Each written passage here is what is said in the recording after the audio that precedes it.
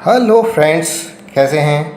आज का वीडियो आप जान ही गए होंगे, संपूर्ण प्रश्न उत्तरों के साथ है। कक्षा 8 के स्टूडेंट्स के लिए सब्जेक्ट है विज्ञान, चैप्टर नंबर 10, नाम है किशोर अवस्था की ओर। पाठ के अंदर के प्रश्न हैं। पृष्ठ संख्या 113 पर ये प्रश्न पूछे गए हैं। पहला प्रश्न, शरीर में होने वाले ऐसे परिवर्तन जिनसे जनन परिपक्वता आती है की अवधि कब तक रहती है। उत्तर, शरीर में होने वाले ऐसे परिवर्तन की अवधि लगभग 11 वर्ष की आयु से प्रारंभ होकर 18 अथवा 19 वर्ष की आयु तक रहती है। दूसरा प्रश्न है, क्या बाल्यकाल एवं युवावस्था के मध्य की कोई अवधि है, उसका कोई विशेष नाम है। उत्तर, बाल्यकाल एवं युवावस्था के मध्य की अवधि का नाम है किशोरावस्था। ये प्रश्न है पृष्ठ संख्या 117 पर। पाठ के अंदर आपकी बुक में जो पाठ है किशोरावस्था, उसके अंदर से प्रश्न पूछा गया है।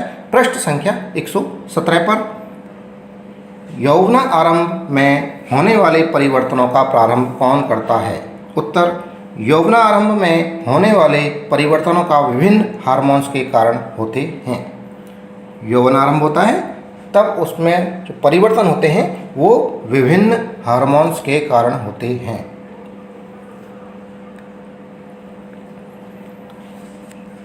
दूसरा प्रश्न है, क्या जनन काल एक बार प्रारंभ होने के बाद जीवन पर्यंत तक चलता रहता है या कभी समाप्त होता है। उत्तर, जनन काल जीवन पर्यंत नहीं चलता है। स्त्रियों में यह सामान्यतः 45 से 50 वर्ष की आयु तक तथा पुरुषों में यह स्त्रियों की अपेक्षा अधिक अवधि तक चलता है। पृष्ठ संख्या 118 पर यह प्रश्न है आपके पाठ के अंदर, स्त्रियों में जनन काल की अवधि रजोदर्शन से रजोनिवृत्ति तक होती है, क्या यह सही है। उत्तर, हाँ, यह बात बिल्कुल सही है। प्रश्न संख्या 2, इस बात का निर्धारण कैसे होता है कि निषेचित अंडाणु लड़के में अथवा लड़की में विकसित होगा। उत्तर, निषेचित अंडाणु अथवा युग्मनस में जन्म लेने वाले शिशु के लिंग निर्धारण का संदेश होता है। इस क्रिया में लिंग गुणसूत्र सहयोग करते हैं। हम जानते हैं कि मनुष्यों की कोशिका के केंद्रक में 23 जोड़े गुणसूत्र होते हैं जिन्हें X तथा Y कहते हैं। मनुष्य की कोशिका के केंद्रक में 23 जोड़े गुणसूत्र होते हैं जिन्हें X और Y कहते हैं। स्त्री में 2 X गुणसूत्र होते हैं जबकि पुरुष में 1 X और 1 Y गुणसूत्र होता है। युग्मक अर्थात अंडाणु और शुक्राणु दोनों मिलकर कहलाते हैं युग्मक। युग्मक में 1 जोड़ा गुणसूत्रों का होता है जबकि अनिषेचित अंडाणु में सदैव X गुणसूत्र होता है।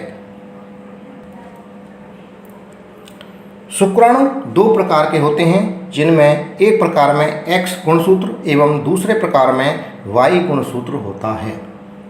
जब X गुणसूत्र वाला शुक्राणु अंडाणु को निषेचित करता है तो युग्मनस में 2 X गुणसूत्र होंगे तथा वह मादा शिशु में विकसित होगा, यानी लड़की होगी जब दोनों गुणसूत्र XX हैं।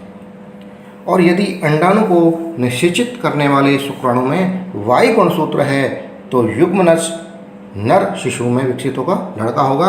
यदि अंडाणु को निषेचित करने वाले शुक्राणु में Y गुणसूत्र हो तो वो युग्मनस नर शिशु में विकसित होगा।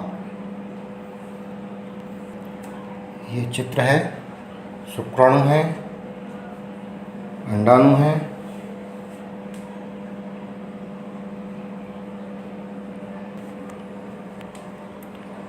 पृष्ठ संख्या 120 पर पाठ के अंदर जो प्रश्न पूछा गया है, क्या अन्य जंतुओं में भी हार्मोन स्रावित होते हैं, क्या जनन प्रक्रिया में उनका कोई योगदान है। उत्तर, हाँ, अन्य जंतुओं में भी हार्मोन स्रावित होते हैं। जनन प्रक्रिया में इनका योगदान है। दूसरा प्रश्न, यदि व्यक्ति के आहार में पर्याप्त आयोडीन नहीं हो तो क्या उन्हें थायरॉक्सिन की कमी के कारण गॉइटर हो जाएगा? उत्तर, थायराइड ग्रंथि को थायरॉक्सिन हार्मोन बनाने के लिए आयोडीन की आवश्यकता होती है।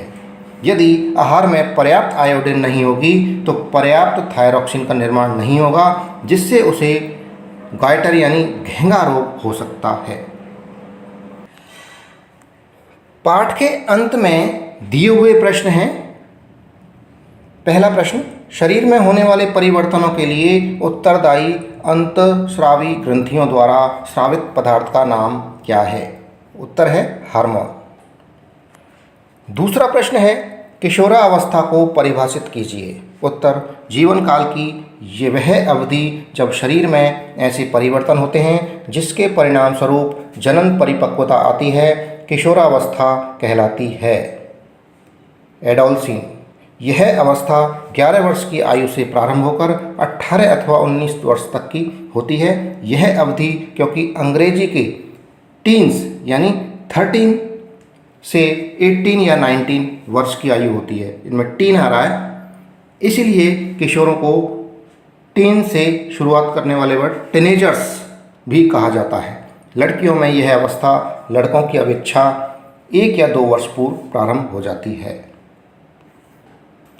तीसरा प्रश्न, ऋतुस्राव क्या है, वर्णन कीजिए। उत्तर, यदि अंडाणु का निषेचन नहीं हो पाने की स्थिति में अंडाणु या गर्भाशय का मोटा स्तर उसकी रुधिर वाहिकाओं सहित निस्तारित हो जाता है, इससे स्त्रियों में रक्तस्राव होता है, जिसे ऋतुस्राव कहते हैं। ऋतुस्राव लगभग 28 से 30 दिन में एक बार होता है। पहला ऋतुस्राव यौवनारंभ में होता है, जिसे रजोदर्शन कहते हैं। लगभग 45 से 50 वर्ष की आयु में ऋतुस्राव होना रुक जाता है, जिसे रजोनिवृत्ति कहते हैं। प्रश्न संख्या 4, यौवनारंभ के समय होने वाले शारीरिक परिवर्तनों की सूची बनाइए। उत्तर, यौवनारंभ के समय होने वाले शारीरिक परिवर्तनों में पहला है लंबाई में वृद्धि। लंबाई में एकाएक वृद्धि यौवनारंभ के दौरान होने वाला सबसे अधिक दृष्टिगोचर परिवर्तन है, दिखाई देने वाला परिवर्तन है। इस समय शरीर की लंबी अस्थियों की अर्थात हाथ एवं पैरों की अस्थियों हड्डियों की लंबाई में वृद्धि होती है और व्यक्ति लंबा हो जाता है। प्रारंभ में लड़कियां लड़कों की अपेक्षा अधिक तेजी से बढ़ती हैं, परंतु लगभग 18 वर्ष की आयु तक लड़के व लड़कियां अपनी अधिकतम लंबाई प्राप्त कर लेते हैं, जो आनुवांशिक जीन पर निर्भर करती है। दूसरा परिवर्तन होता है शारीरिक आकृति में। लड़कों में कंधे फैलकर चौड़े हो जाते हैं और लड़कियों की कमर का निचला भाग चौड़ा हो जाता है। लड़कों में शारीरिक पेशियां लड़कियों की अपेक्षा सुस्पष्ट एवं गठित दिखाई देती हैं। तीसरा परिवर्तन होता है स्वर में, आवाज़ में परिवर्तन होता है। यौवनारंभ में स्वर यंत्र अथवा लैरिंक्स में वृद्धि का प्रारंभ होता है। लड़कों का स्वर यंत्र विकसित होकर अपेक्षाकृत बड़ा हो जाता है। लड़कों में बढ़ता हुआ स्वर यंत्र गले के सामने की ओर सुस्पष्ट उभरे भाग के रूप में दिखाई देता है, जिसे एडम्स एप्पल यानी कि कंठमणि कहते हैं। लड़कियों में स्वर यंत्र अपेक्षाकृत छोटा होता है, अतः बाहर से सामान्यतः दिखाई नहीं देता। सामान्यतः लड़कियों का स्वर उच्च तारत वाला होता है, जबकि लड़कों का स्वर गहरा होता है। किशोर लड़कों में कभी कभी स्वर यंत्र की पेशियों में अनियंत्रित वृद्धि हो जाती है और आवाज़ फटने लगती है या भर्राने लगती है। यह स्थिति कुछ दिनों अथवा कुछ सप्ताह तक बनी रह सकती है, जिसके बाद स्वर सामान्य हो जाते हैं। चौथा परिवर्तन है श्वेत एवं तेल ग्रंथियों में वृद्धि। किशोरावस्था में इनका स्राव बढ़ जाता है, जिससे कुछ व्यक्तियों के चेहरे पर फुंसियों एवं मुहासे आदि हो जाते हैं। पांचवा परिवर्तन जनन अंगों का विकास। नर जननांग विकसित हो जाते हैं। वृषण से शुक्राणुओं का उत्पादन प्रारंभ हो जाता है। लड़कियों में अंडाशय में वृद्धि होती है तथा अंड परिपक्व होने लगते हैं। अंडाशय से अंडाणुओं का निर्मोचन भी प्रारंभ हो जाता है। छठा परिवर्तन है मानसिक, बौद्धिक एवं संवेदनात्मक परिपक्वता। किशोर अधिक स्वतंत्र तथा सचेत होते हैं। इस समय सीखने की क्षमता सर्वाधिक होती है। इन परिवर्तनों की वजह से कभी कभी किशोर अपने आप को असुरक्षित महसूस करते हैं। प्रश्न संख्या 5, 2 कॉलम वाली एक सारणी बनाइए जिसमें अंतःस्रावी ग्रंथियों के नाम तथा उनके द्वारा स्रावित हार्मोन के नाम दर्शाए हों।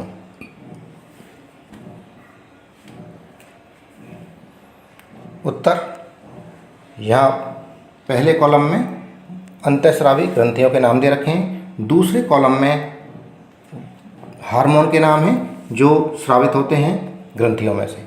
पहला पीयूष ग्रंथि से वृद्धि हार्मोन स्रावित होता है, दूसरा थायराइड ग्रंथि से थायरोक्सिन हार्मोन निकलता है, तीसरी ग्रंथि एड्रिनल से एड्रिनलिन हार्मोन स्रावित होता है, चौथा अग्नाशय से इंसुलिन, पांचवा वृषण से पौरुष हार्मोन टेस्टोस्टेरोन, छठा है अंडाशय से एस्ट्रोजन।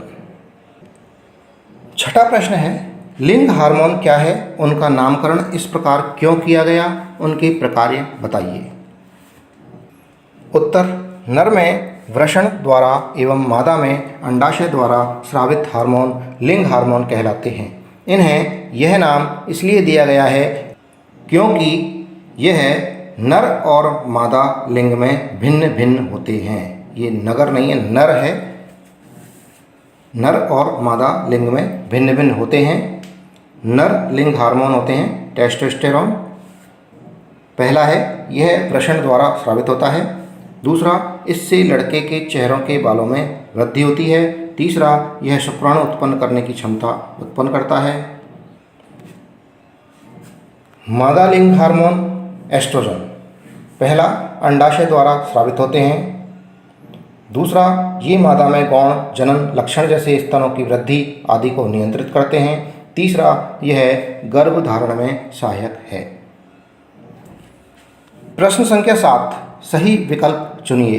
क, किशोर को सचेत रहना चाहिए कि वह क्या खा रहे हैं, क्योंकि 4 उत्तर दिए हुए हैं, 4 में से एक सही उत्तर है जिसे कोष्टक में बताना है, लिखना है कौन सा नंबर का उत्तर सही है। तो 4 ऑप्शन हैं। पहला, उचित भोजन से उनके मस्तिष्क का विकास होता है, दूसरा शरीर में तीव्र गति से होने वाली वृद्धि के लिए उचित आहार की आवश्यकता होती है, तीसरा किशोर को हर समय भूख लगती रहती है, चौथा किशोर में स्वाद कलिकाएं ग्रंथियां भली भांति विकसित होती हैं।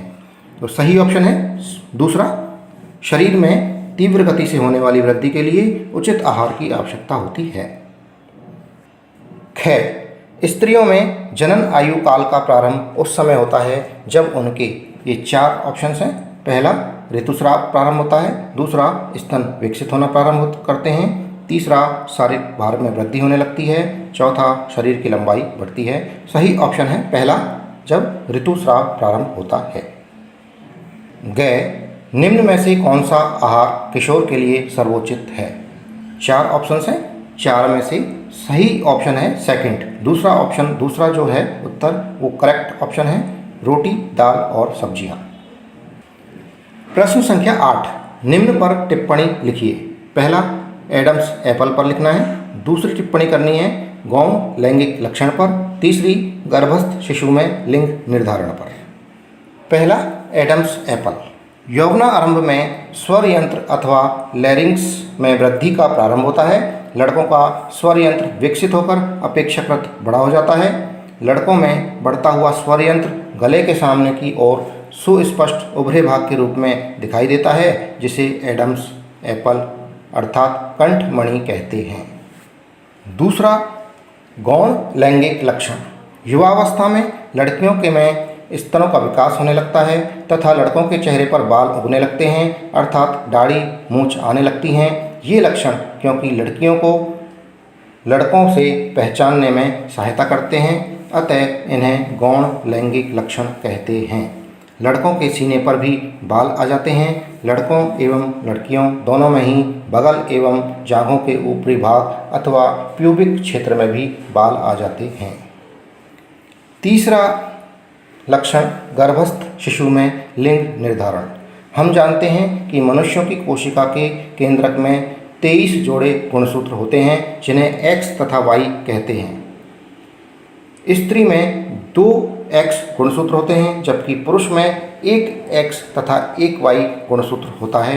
युग्मक अर्थात अंडाणु तथा शुक्राणु में 1 जोड़ा गुणसूत्रों का होता है जबकि अनिषेचित अंडाणु में सदैव X गुणसूत्र होता है, किंतु शुक्राणु 2 प्रकार के होते हैं जिनमें एक प्रकार में X गुणसूत्र एवं दूसरे प्रकार में Y गुणसूत्र होता है। जब X गुणसूत्र वाला शुक्राणु अंडाणु को निषेचित करता है तो युग्मनज में 2 X गुणसूत्र होंगे तथा वह मादा शिशु में विकसित होगा। यानी जब XX गुणसूत्र हो जाएंगे दोनों के तब लड़की होगी, और यदि अंडाणु को निषेचित करने वाले शुक्राणु में Y गुणसूत्र हैं तो युग्मनज नर शिशु होगा अर्थात लड़का होगा। प्रश्न संख्या 9। शब्द पहेली। शब्द बनाने के लिए संकेत संदेश का प्रयोग कीजिए। बाएं से दाएं ये पहेलियां हैं। बाएं से दाएं में देखिए तीसरा प्रश्न आएगा, चौथा आएगा, पांचवा आएगा, छठा आएगा, और ऊपर से नीचे में आएंगे पहला, दूसरा और तीसरा। ये पहेली बता देता हूँ आपको। ये पहेली है। पहले कॉलम में ऊपर से नीचे शब्द आएगा, दूसरे कॉलम में भी ऊपर से नीचे शब्द आएगा, तीसरे कॉलम में ऊपर से नीचे भी आएगा और बाएं से दाएं भी यहाँ जगह है। चौथे में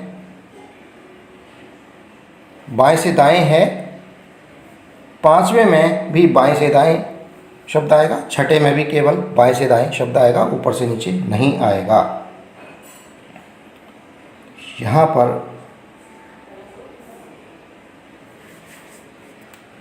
बाएं से दाएं तीसरा प्रश्न है एड्रिनल ग्रंथि से स्रावित हार्मोन। चौथा है ये भी बाएं से दाएं शब्द आएगा, मेंढक में लार्वा से वयस्क तक होने वाला परिवर्तन। पांचवें में अंतःस्रावी ग्रंथियों द्वारा स्रावित पदार्थ। छठे में किशोरावस्था को कहा जाता है। इसी तरह से ऊपर से नीचे आएंगे। पहला प्रश्न अंतःस्रावी ग्रंथियों का दूसरा नाम, दूसरा स्वर पैदा करने वाला अंग, तीसरा स्त्री हार्मोन। अब पहेली को में जो शब्द आएंगे वो देख लीजिए।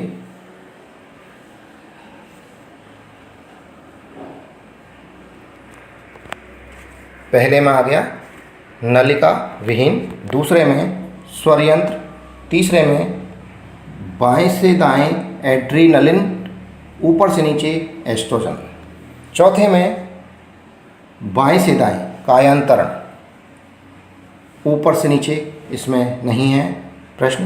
पांचवा बाएं से दाएं हार्मोन, छठे में बाएं से दाएं टेनेस। इस तरह से ये पहेली पूरी हो गई। प्रश्न संख्या 10। नीचे दी गई सारणी में आयु वृद्धि के अनुपात में लड़कों एवं लड़कियों की अनुमानित लंबाई के आंकड़े दर्शाए गए हैं। लड़के एवं लड़कियों दोनों की लंबाई एवं आयु को प्रदर्शित करते हुए एक ही ग्राफ कागज पर ग्राफ खींचिए। इस ग्राफ से आप क्या निष्कर्ष निकाल सकते हैं। यहाँ सारणी में आंकड़े दिए हुए हैं और इससे ग्राफ बनाया है, दोनों को देख लीजिए। इससे निष्कर्ष क्या निकला है ये देखिए। उपरोक्त लड़कों एवं लड़कियों की अनुमानित लंबाई के आंकड़ों के आधार पर तैयार ग्राफ से निष्कर्ष निकलता है कि पहला निष्कर्ष है लड़कों तथा लड़कियों दोनों की जन्म के समय लंबाई समान होती है। दूसरा 4 से 8 वर्ष के अंतराल में लड़कों की लंबाई लड़कियों की लंबाई से तेज गति से बढ़ती है। तीसरा निष्कर्ष 8 से 12 वर्ष में लड़कियों की लंबाई लड़कों से तेज गति से बढ़ती है।